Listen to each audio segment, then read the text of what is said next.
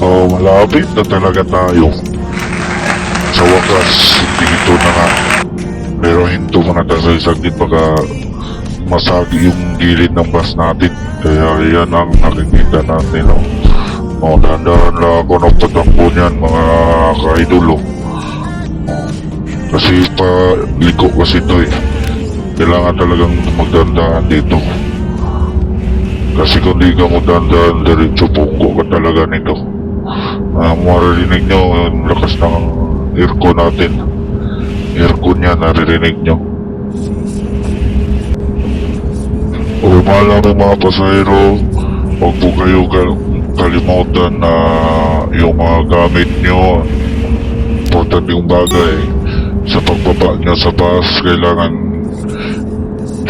tingnan nyo muna para hindi walang maiiwan na mga gamit.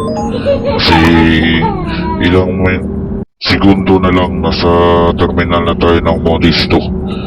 Kaya handa-handa na tayo sa pagdating sa terminal. Maraming salamat sa pagsuporta nyo sa biyahe natin na kahit matagal na nakapag-tiis pa rin kayo sa biyahe. Kaya yan pangalawang kanto tayo, kanan tayo, hindi pa yung una.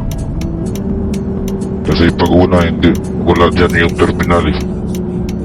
Dito tayo sa pangalawa, may signboard yun, mabilis yun, makikita kasi may signboard. Tsaka may map tayo rin, di tayo maliligaw saan na yung terminal. Yan nakikita nyo yan.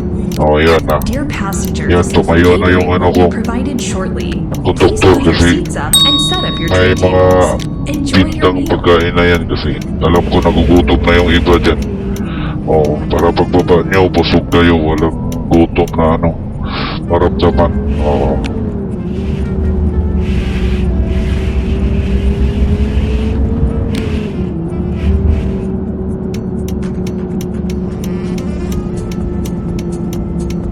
Liliko na tayo dyan sa kaliwa kasi nakarating na tayo ng ligtas dito sa terminal ng Modisto.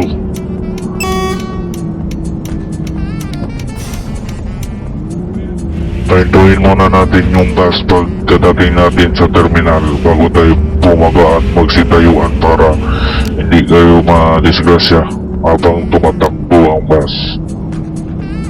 Huwag lang po tayo magmamadali kasi andito na po tayo. Maraming salamat sa pagsakay dito sa Bus Express City Bus. So 212 bus number. Kaya yan open ko na yung mga pinto para magsibabaan na.